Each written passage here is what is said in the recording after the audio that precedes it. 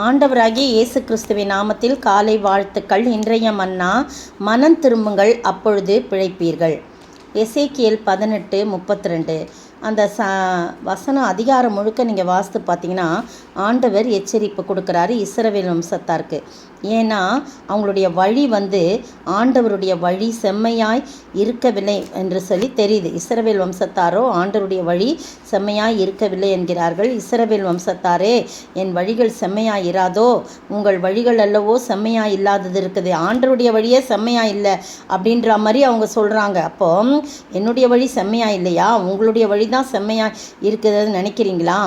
இஸ்ரவேல் வம்சத்தாரே, 20ஆம் வசனம் 30ஆம் வசனத்தில், இஸ்ரவேல் வம்சத்தாரே, நான் உங்களில் அவனவன் வழிகளுக்கு தக்கதாக நியாயம் தீர்ப்பேன் என்று கர்த்தராகிய ஆண்டவர் சொல்கிறார். நீங்கள் மனம் திரும்புங்கள், அப்பொழுது எல்லா மீறுதல்களையும் விட்டு திரும்புங்கள், அப்பொழுது அக்கிரமங்கள் உங்கள் கேட்டுக்கு காரணமாக இருப்பதில்லை அப்படின்னு சொல்லிட்டு, நீங்கள் துரோகம் பண்ணின உங்கள் துரோகங்கள் எல்லா துரோகங்களையும் உங்கள் மேல் இராதபடிக்கு விலக்கி உங்களுக்கு ஒரு புது இருதயத்தையும் புது ஆவியும் உண்டு பண்ணிக்கொள்ளுங்கள். எவ்வளவு கரிசனையோடு சொல்கிறார் பாருங்க ஆண்டவர். அவ்வளோ இந்த ஜனங்க நீதியை விட்டு விலகி துரோகம் பண்ணி ஆண்டவருடைய வழி செம்மை இல்லை அப்படின்னு சொல்லிட்டுலாம் சொல்கிறாங்க. ஆனால் ஆண்டவர் வழி வாய்க்கால்களை ஏற்படுத்தி கொடுக்க, மனம் திரும்புங்கள், நீங்கள் திரும்புங்க, உங்கள் மீறுதல்கள்லாம் விட்டு திரும்புங்க, உங்கள் அக்கிரமங்கள் உங்கள் கேட்டுக்கு காரணமாக இருக்கக்கூடாது, நீங்கள் துரோகம் பண்ணின உங்கள் எல்லா துரோகங்களையும் உங்கள் மேல் இராதபடிக்கு விலக்கி உங்களுக்கு புது இருதயத்தையும் புது ஆவியும் உண்டு பண்ணிக்கொள்ளுங்கள். நான் உங்களுக்கு எல்லாம் செஞ்சு தரேன். இஸ்ரவேல் வம்சத்தாரே, நீங்கள் ஏன் சாக வேண்டும், உங்கள் பாவத்தினாலே நீங்கள் ஏன் சாக வேண்டும் அப்படின்னு சொல்லிட்டு தான் 32ஆம் வசனத்தில், மனம் திரும்புங்கள், அப்பொழுது பிழைப்பீர்கள், சாகிறவனுடைய சாவை நான் விரும்புகிறது என்று கர்த்தராகிய ஆண்டவர் சொல்லுகிறார்னு அந்த அதிகாரம் முடியுது.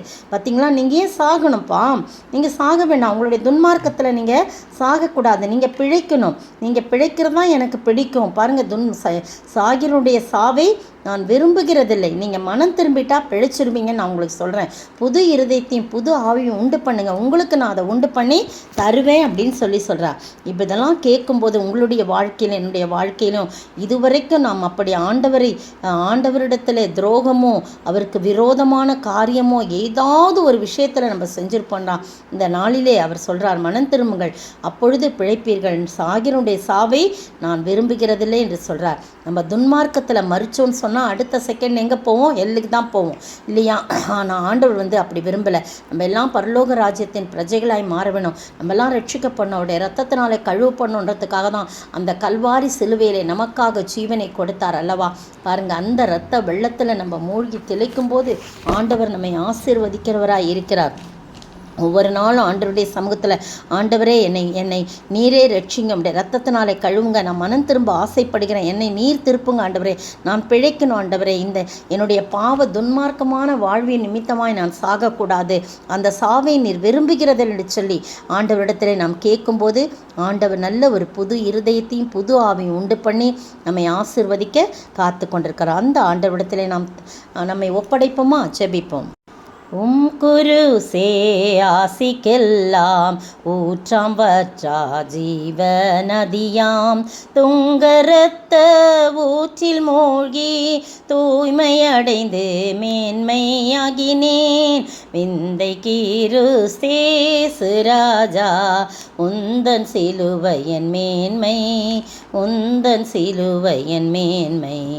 ஸ்தோத்திரிக்கிற ஆண்டவரே, துதிக்கிற ராஜா, நாங்கள் மனம் திரும்பும்போது நாங்கள் பிழைப்போம் என்று சொல்லுகிறேன். சாகிறனுடைய சாவை விரும்பாத நீர் ஆண்டவரே, நாங்களும் கூட துன்மார்க்கத்திலே கர்த்தாவே நாங்கள் சாகாதபடி நீர் எங்களை பாதுகாத்து புதிய இருதயத்தையும் புதிய ஆவியும் உண்டு பண்ணி எங்களை வழிநடத்த வேணுமாய் ஜெபிக்கிறோம். கர்த்தாவே, உம்முடைய கல்வாரி ரத்தம் எங்களை சுத்திகரிட்டும் புது சிருஷ்டியாய் மாற்றுங்க. இயேசு கிறிஸ்துவின் நாமத்தில் ஜெபிக்கிறேன் பிதாவே, ஆமென்.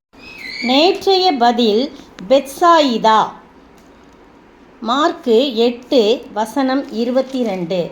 இன்றைய கேள்வி, ஜனங்கள் எல்லாரும் அவரை கண்டவுடனே ஓடி வந்து அவருக்கு என்ன செய்தார்கள்? ஜனங்கள் எல்லாரும் அவரை கண்டவுடனே ஓடி வந்து அவருக்கு என்ன செய்தார்கள்?